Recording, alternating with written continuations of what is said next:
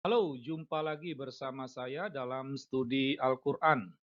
Sebelum kita membahas topik kita, jangan lupa untuk mengklik tombol like, subscribe, notifikasinya, dan jangan lupa video ini di-share agar semakin banyak orang mendapatkan pencerahan. Dalam studi kali ini, saya mau mengajak Anda untuk membaca surah Al-Fatihah dengan akal sehat, ya, dengan akal sehat. Jadi bukan dengan semata-mata dengan hati, tetapi dengan akal sehat. Dalam studi ini kita bukan bermaksud menafsirkan surah Al-Fatihah, tetapi kita hanya membaca surah tersebut dengan logika, dengan akal sehat. Namun sebelumnya saya mau mengajak Anda untuk menyatukan pemikiran terkait tentang Al-Quran. Ya, pertama-tama harus disadari bahwa Al-Quran itu merupakan kumpulan wahyu Allah. Dia bentuknya bukan narasi, tapi kumpulan, ya, kumpulan. Maka dalam satu surah itu bisa saja tidak ada koneksi satu sama lain, ya, antara ayat yang satu dengan ayat yang lain itu tidak terhubung sama sekali, berbeda. Nah, jadi Muhammad hanya mengumpulkan wahyu-wahyu yang dia terima lalu dibukukan. Kurang lebih hampir sama seperti buku petunjuk kulkas, TV, model seperti itu ya. Ada nomor satu petunjuknya begini-gini. Tetapi tidak ada hubungan. Dia bukan dalam bentuk narasi, ya. Maka tidak heran kalau kita membaca ayat-ayat Al-Quran itu ada kita temukan ayat yang ini kok tidak connect, tidak berhubungan dengan ayat berikutnya. Seperti itu ya. Jadi ini kumpulan wahyu Allah.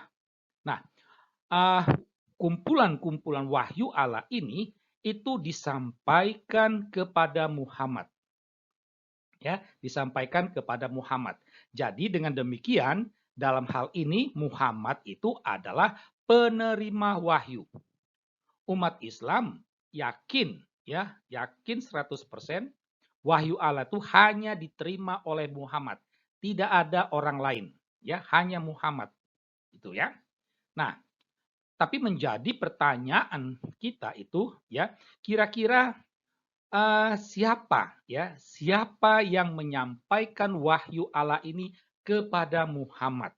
Ini menjadi satu pertanyaan yang problematis ya. Nah, karena apa? Karena di satu sisi ada yang mengatakan bahwa Allah Subhanahu wa taala yang menyampaikan wahyu itu kepada Muhammad, tetapi ada juga yang mengatakan Jibril ya. Dasar bahwa Al-Qur'an itu wahyu Allah itu disampaikan oleh Allah itu dapat kita baca ya setidak-tidaknya dalam beberapa kutipan ayat berikut ini ya. Surah 13 ayat 1, surah 25 ayat 1, surah 18 ayat 1 dan lain sebagainya. Tetapi ada juga ayat Al-Qur'an yang menyatakan Jibril yang menyampaikan wahyu Allah ini. Mana yang benar? Jawabannya adalah tidak jelas, ya. Jawabannya adalah tidak jelas, ya. Ini akan nampak kalau kita membaca ayat-ayat Al-Qur'an terlebih dalam studi kita ini surah Al-Fatihah dengan nalar akal sehat, ya.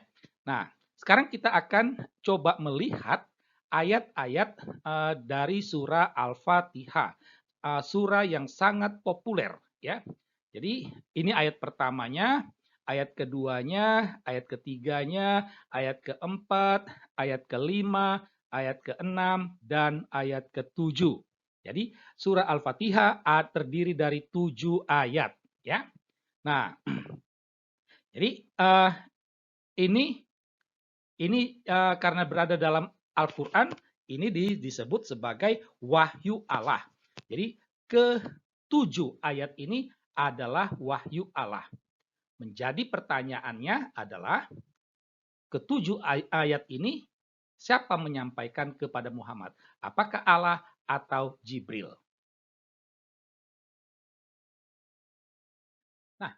Coba kita melihat ya. Pertama-tama kita mengandaikan bahwa ketujuh ayat tersebut itu disampaikan oleh Jibril, ya. Oleh Allah Subhanahu wa taala, dan penerimanya adalah Muhammad. Jadi andaikan saya itu adalah Allahnya, Anda itu sebagai Muhammadnya. Lalu mari kita sama-sama coba dengan nama Allah yang Maha Pengasih lagi Maha Penyayang. Segala pujian bagi Allah, seterusnya, pemilik segala pembalas. 4 ayat ini terasa agak aneh jika itu diucapkan oleh Allah kepada Muhammad. Agak aneh. Masa Allah menyebut Allah? Ya, masa jeruk makan jeruk? Gitu. Ini agak aneh. Semakin aneh lagi, ya, semakin aneh lagi kalau kita melihat kata ganti engkau. Ya. Jadi bayangkan, saya Allah, Anda itu adalah Muhammadnya. Saya katakan, hanya kepada engkaulah kami menyembah, dan hanya kepada engkau kami memohon pertolongan. Nah, saya Allah, saya minta tolong kepada Anda. Masuk akal tidak? Ya kan? Jadi kacau kan? Itu.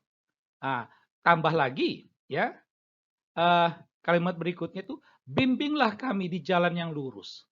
Ini saya mengucapkan, ini yang saya mengucapkan, ya. Saya Allah, Anda Muhammad. Arti saya mohon, Allah mohon kepada Anda untuk membimbing saya ke jalan yang lurus. Ini kan tidak masuk akal. Jadi di sini tampak jelas bahwa ini bukan suara Allah. Artinya bukan Allah yang menyampaikan ini kepada Muhammad. Jelas ya? Jelas. Nah, sekarang kita andaikan bahwa ini 7 ayat itu disampaikan oleh Jibril, ya. Nah, Jibril menyampaikan itu. Nah, coba Anda membayangkan, ya. Itu agak masuk akal, ya. Jibril menyampaikan itu agak masuk akal. Tetapi menjadi pertanyaan apa ya? Kesannya itu bahwa Jibril dia berbicara kepada Allah Subhanahu wa taala, bukan kepada Muhammad. Ya. Karena engkau itu adalah Allah. Ya. Jadi apa? Ini adalah kata-kata Jibril kepada Allah Subhanahu wa taala. Sehingga dengan demikian Muhammad bukanlah penerima wahyu. Ya, Muhammad bukan penerima wahyu. Gitu. Nah, sehingga dengan demikian ya ini juga rasanya agak aneh kalau dikatakan ini merupakan suara Jibril. Ya. Nah, dari sini, dari 2 topik tadi kita dapat ambil satu kesimpulan, ya. Kalau kita membaca ayat surah Al-Fatihah ini, kita punya kesan bahwa ini merupakan suara Muhammad kepada Allah Subhanahu wa taala. Jadi ini merupakan kata-kata Muhammad yang kemudian dia katakan kepada pengikutnya, ini wahyu Allah. Ya. Kalau ini dikatakan kata-kata Muhammad, ini masuk akal. Ya. Muhammad memulainya dengan bismillah, dengan nama Allah yang Maha Pengasih dan Maha Penyayang, hanya kepada engkau. Ya benar. Ya. Jadi artinya bisa dikatakan bahwa surah Al-Fatihah bukanlah wahyu Allah. Ya.